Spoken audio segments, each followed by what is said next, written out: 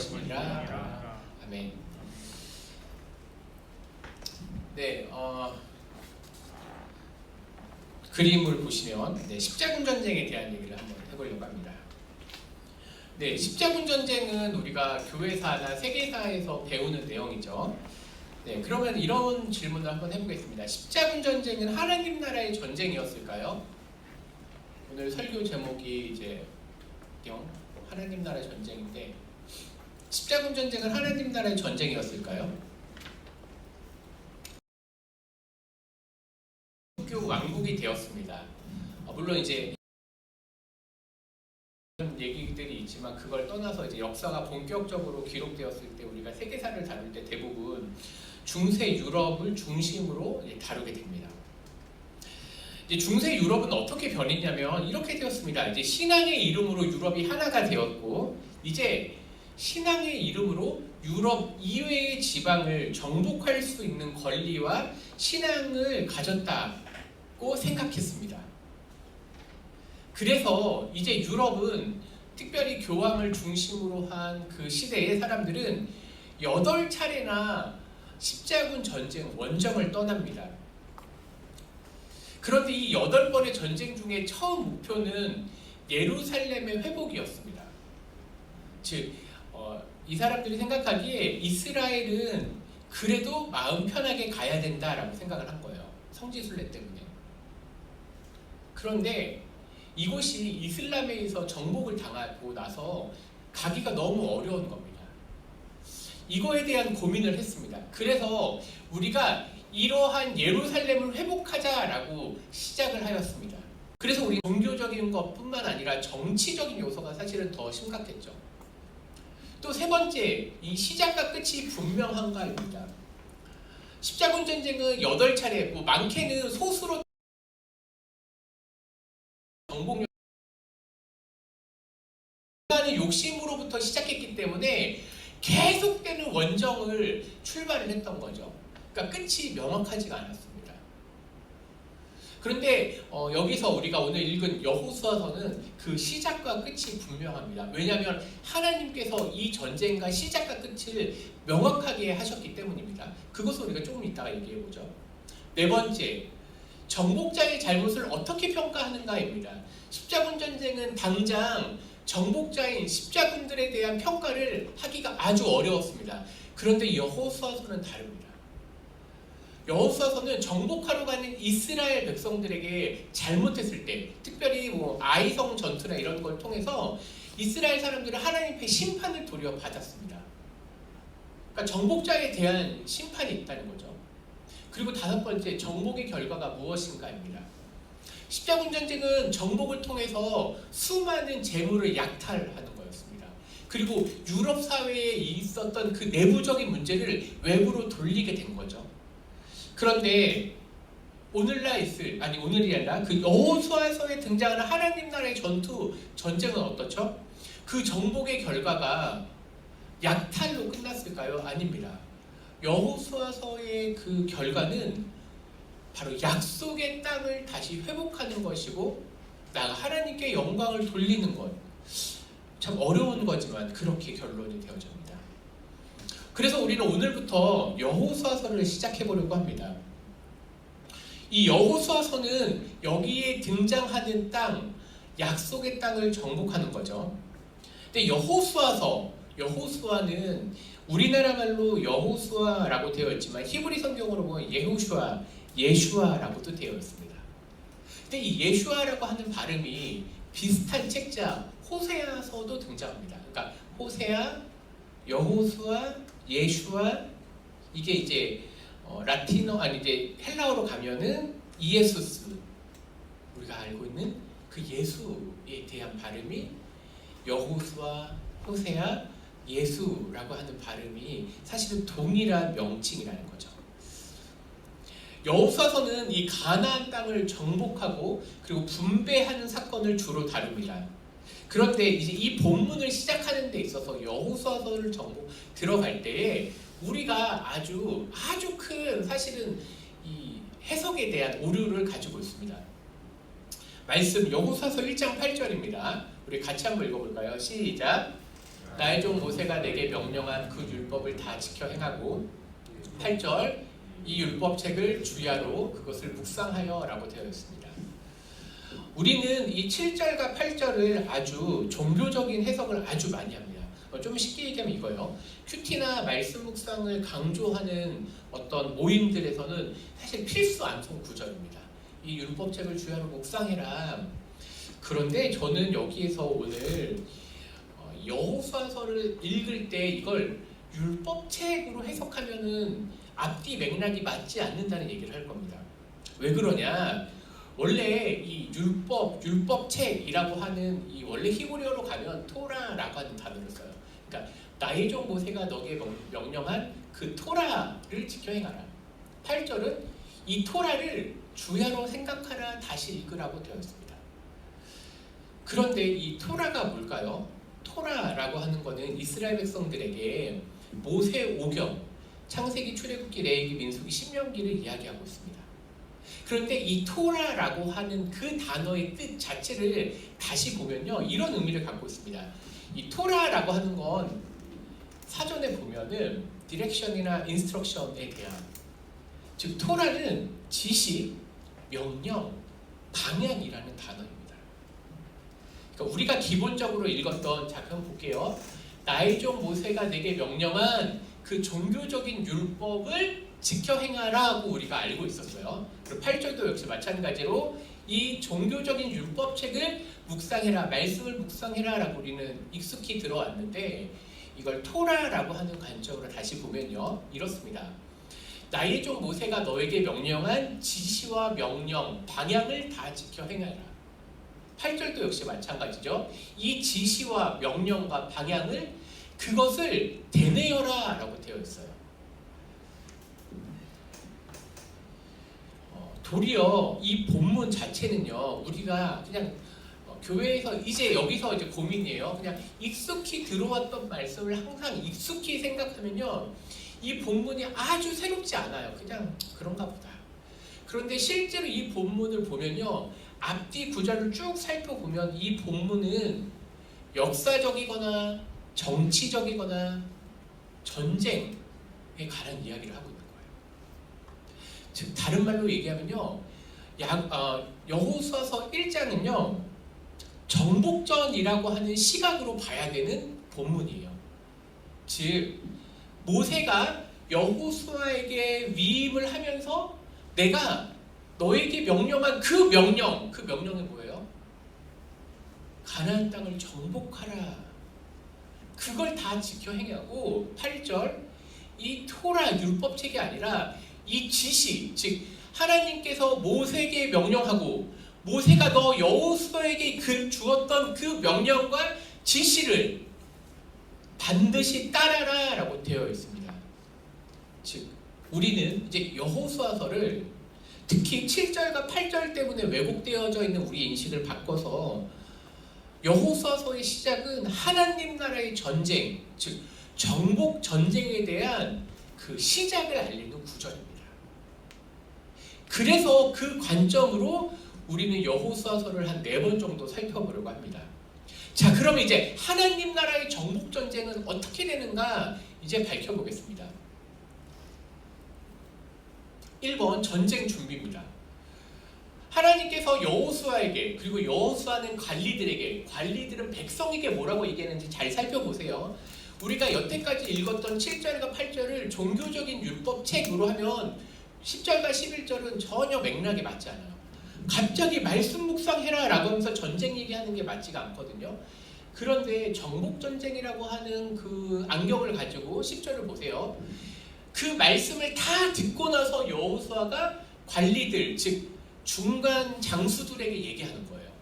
그리고 그 장수들은 다시 백성들에게, 여기서 말하는 건 정확하게 얘기하면 백성이 아니라 최고 사령관이 각 장수들에게 명령하고 그 장수들이 그 밑에 부하, 그 뭐라고 하죠? 군인들에게 얘기하는 패턴이에요. 양식을 준비해라. 이게 뭐죠? 전쟁을 위한 물자를 준비하라는 거예요. 사흘 안에 너희가 이 요단을 건너 이 전쟁과 전투에 대한 작전을 알려주는 게 사흘 안에 속전속결로 끝낼 거야. 너희가 이 요단을 건너 너희 하나님 여호와께서 너희에게 그 예전부터 조상들에게 명령했던 그 땅을 차지할 것이다.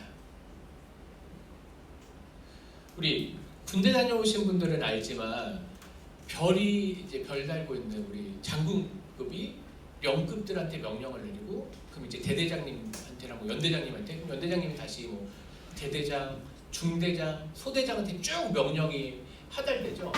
그 패턴이에요. 하나님이 지금 약속의 땅을 어떻게 정복할 것인가 그것에 대한 이야기를 하고 있는 거죠. 그 중국에 보면 7대 병법서가 있습니다. 뭐 무술이나 이건 아니고 우리가 알고 있는 그 무경칠서는 뭐 손자병법, 오자병법 외에도 여러 가지가 있습니다. 근데 이 방법들에 대한 책자, 전쟁에 관한 책자를 보면요, 여호수아가 더 명확합니다. 뭐냐면 전쟁을 준비하는 데 있어서 반드시 준비해야 될 군량의 물자와 그리고 전략들을 다루게 되는데 여호수아서가 바로 그 패턴을 보여주고 있는 거예요. 하나님께서 가나안 땅을 어떻게 정복하실지 그 명령들을 주시는 거죠. 그래서 양식을 준비하고 속전속결. 왜냐하면 빠른 시일 내에 전쟁을 치루어야지 피곤해지지 않고 많은 것들이 희생당하지 않기 때문에 그렇습니다. 그러니까 이제 우리는 아까 앞에서 얘기했던 그 토라 율법은 실제로는 하나님이 정복 전쟁을 두고 명령하신 것이라고 하죠. 이제 그걸 또 한번 밝혀보겠습니다. 이제 하나님께서 여호수아에게 명령하시는 것. 5절에 보니까 내 평생에 너를 능히 대적할 자가 없다. 내가 너를 떠나지 아니하고 버리지 않을까. 강하고 담대하라. 오직 강하고 극히 담대하여 강하고 담대하라. 두려워하지 말며 놀라지 말라. 내가 어디로 가든지 내 하나님 여호와가 너와 함께 하겠다.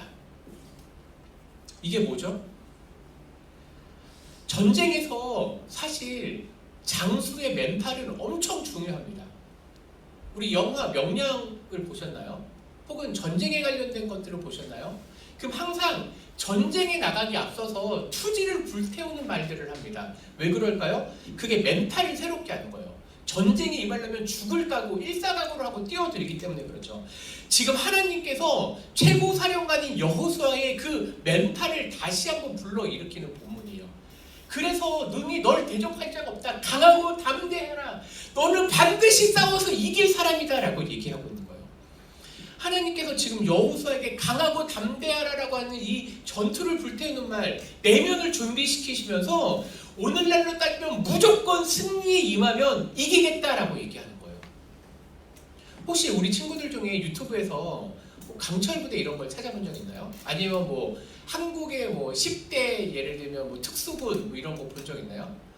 보면은 난리가 아니에요. 이거 보면은 막 국뽕이나 이런 거 막 살아나. 전 군대 갔다 온 사람들은 나는 그러지 않았지만 막 이렇게 막 그런 게 있거든요. 막 전 세계 10대 뭐 그 부대들이 있어. 그냥 뭐 막 전 세계 막 네이비실이나 이런 거에 나오는데 그 중에 막 예를 들면 한국이 빠져. 자존심 너무 상하는 거야. 막 한국 그러면 또 찾아봐요. 그러면 한국의 10대 부대들 막 북한군 가고 막 이런 게 쫙 나와요. 근데 그걸 보면 와, 막 그 사람들이 머리가 이렇게 다시 타올라. 야, 진짜 이게 강한 군대가 필요하구나. 그게 뭔지 아세요? 하나님께서 여호수아를 통해서 지금 전쟁에 임하는 그 장수의 멘탈을 불러일으켜 세우셔서 너는 반드시 승리할 사람이라고 얘기하고 있는 거예요. 그래서 실제로 과거에도 그렇고 지금도 그렇고 전쟁에 임하는 장수들은요, 병사들에게 군사들의 심리 상태를 점검해요. 그래서 그 전쟁에 임하면 반드시 싸워서 이기겠다. 목적을 그리고 반드시 이루어겠다라고 얘기하는 거예요.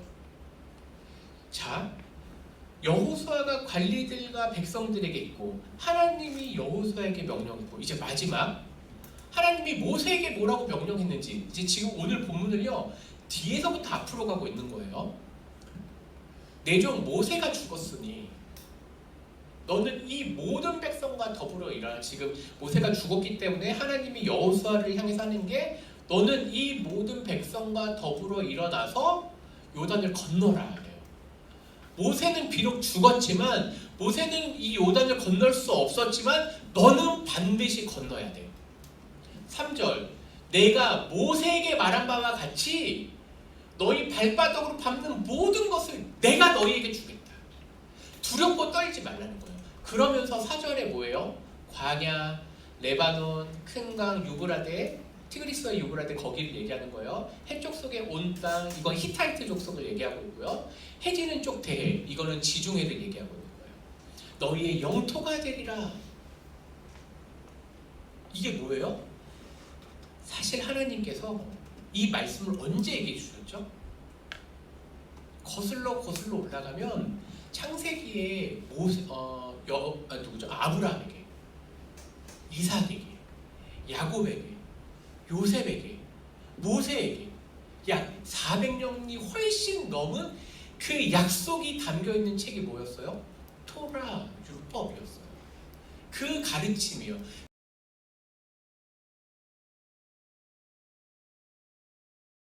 이 정복 전쟁을 반드시 성취해서 이루라는 거예요. 이 정복 전쟁은 인간의 욕심이 아니었습니다. 실제로는 이거예요. 자기가 떠나온 집을 다시 들어가고자 하는 거예요. 이게 정복 전쟁의 성격이었어요. 그래서 하나님께서 뭐라고 얘기해요? 6절에 보니까 내가 그들의 조상 아브라함에게부터 했던 그 율법책에 있었던 토라에게 했던 그 명령을 내가 이제 너희에게 주겠다. 그래서 7절에 뭐예요? 나의 종 모세가 너에게 명령한 그 토라, 그 지시와 명령을 너는 반드시 이루라는 거예요. 여기서 우로나 좌로나 치우치지 말라라고 하는 구절을 우리는 중도를 걸어야 되겠다라고 생각하는데 그 길이 아니에요. 이 좌로나 우로나 치우치지 말라는 건요, 목적을 향해 갈 때 곁길로 빠지지 말라는 단어예요. 우리가 예를 들면 우리 친구들이 시험을 본다고 하거나 어떤 목적하는 바가 있잖아요. 그럼 목적하는 바를 향해서 끊임없이 매진하라는 거예요. 그런데 어떻게 돼요? 자꾸 곁길로 가잖아요. 공부를 해야 되는데 갑자기 책 그리하면 어떻게 된다는 거예요? 형통하겠다. 사실 형통이라는 단어도 아주 종교적인 단어죠. 실제 석세스라고 번역돼. 그러니까 너가 하나님이 모세에게 명령하고 모세가 여호수아에게, 관리들에게, 백성들에게 주는 건 오직 그 땅 정복에만 집중해서 가면 성공하겠다는 거예요. 그런데 잘 생각해보면 이렇습니다. 여호수아는 이 전쟁을 몇 년 동안 준비했죠? 40년간 준비했어요. 왜 그렇죠? 잘 생각해보세요. 민수기, 즉 40년 전에 여호수아와 갈렙은 이미 그 땅을 갔다 왔어요. 그 땅을 하나님께서 주실 것이라고 믿었지만 모든 이스라엘 백성들이 그 땅에 대해서 못 들어간다고 했어요. 왜요? 거기에 있는 족속들이 두렵다는 거예요. 그래서 하나님께서 그런 거에 집중하는 게 아니라 오직 하나님이 너에게 준 그 명령에만 집중해서 가라는 거예요. 그래서 그 전쟁을 위해서 뭐라는 거예요? 율법과 토라를 반복해서 읽으라는 거예요. 지난주 우리 신명기 얘기했잖아요. 하나님을 사랑하는 방법, 마음과 뜻과 힘을 다해 사랑하라는 것과 같이 왜 이 토라를 반복해서 읽으라는 거예요? 목적의식을 뚜렷하게 하라는 거예요. 원칙을 세워서 그거에만 집중해서 가라는 거예요. 이게 하나님의 명령, 율법, 원칙이에요. 그게 여호수아서에 깊게 뿌리 박혀 있는 거예요. 그런데 실제로 우리 삶은 어때요? 하나님 명령에 집중하지 않는다는 거예요. 우리가 지금까지 하나님께서 여호수아에게 준 것에 대한 정복전쟁을 봤다면 이제 이 정복전쟁을 우리에게 이제 적용을 한번 시켜보자고요. 우리는 어떻게 해야 되죠? 우리는 하나님 나라의 백성과 군사로 부름을 받았다는 거예요. 누가요? 우리 모두가 그리스도인이 된다는 건 하나님의 백성으로 하나님의 그 미션에 집중해야 된다는 거예요. 왜냐? 그것이 오늘날 하나님 나라의 전투에 참여하는 거거든요. 그래서 마태복음이나 이런 복음서에서는 그레이트 커미션, 즉 대위임 명령을 땅끝까지 복음을 전하라 라고 하는 구절이 되어 있죠. 맞아요. 어떻게 보면 우리가 집중해야 될 거는 복음을 전하는 것과 선교에 집중하는 것도 돼요. 그런데 하나님이 우리를 선교사로 목사로 다 부르지 않았다는 거예요. 그러면 오늘날 우리는 어떻게 하나님 명령에 순종할 수 있을까요? 내 그 직업을 다 버리고 떠나야 될까요? 그렇지 않아요. 오늘날 우리가 더 큰 눈으로 보면 하나님 나라의 전투에 어떻게 참여하죠? 그건 바로 각자의 소명이 어디고 무엇인지를 보라는 거예요. 정리를 한번 해볼게요. 하나님께서는 여호수아에게 그 땅, 약속의 땅을 정복하라고 그랬어요. 복음서와 사도행전에는 땅끝까지 복음을 전하라고 했어요. 그거에 우리는 포함이 되어 있어요. 그런데 구약과 신약을 통틀어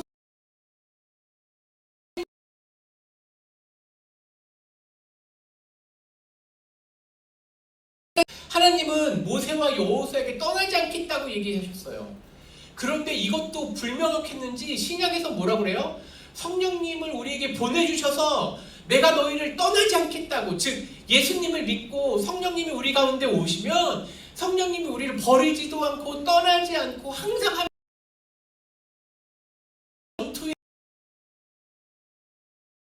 우리의 하나님의 소명에 집중하라는 거예요.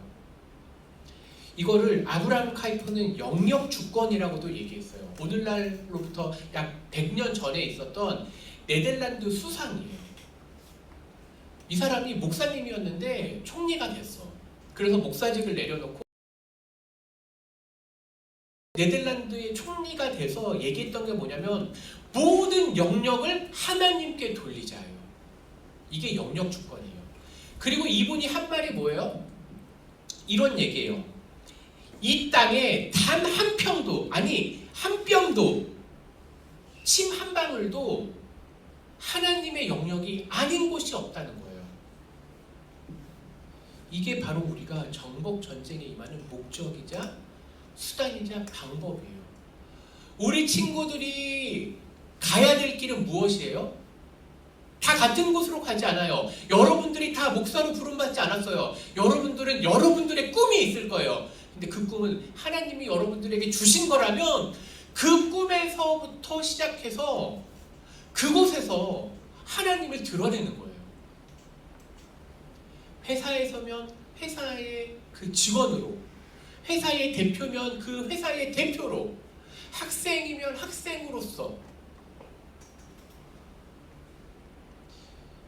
오늘 우리는 중동부 헌신 예배, 그리고 앞으로 여름 수련회, 그냥 아주 인생의 작은 것들 한 방울 한 방울들이 우리 앞에 주어져 있어요. 근데 그런 한 방울 한 방울, 한 걸음 한 걸음을 가면서 우리는 하나님이 나를 어떻게 부르셨는지 찾아가는 거예요. 또 우리는 학생의 신분에서부터 시작하지만 실제로는 하나님이 나를 보내시고자 하는 곳이 어디인가 끊임없이 되새겨 봐야 돼요. 그래서 결론입니다. 하나님 나라의 영역, 즉 내가 있는 곳을 하나님 나라로 바꾸자는 게 오늘 결론이에요.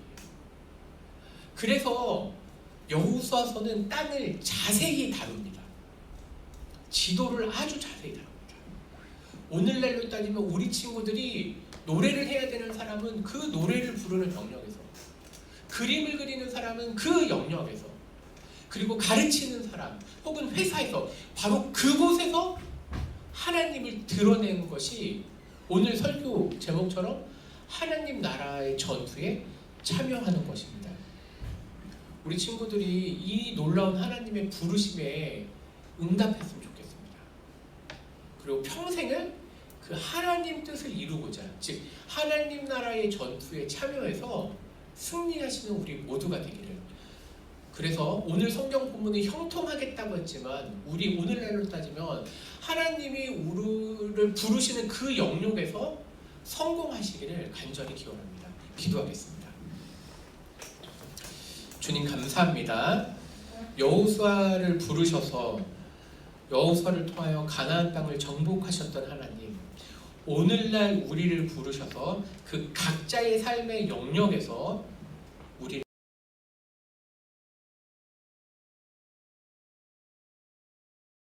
이 사회의 구성원으로 그 어디에 속해 있든지 간에 바로 그곳에서 하나님의 명령을 우리가 순복하며 따를 수 있도록 인도하여 주시옵소서.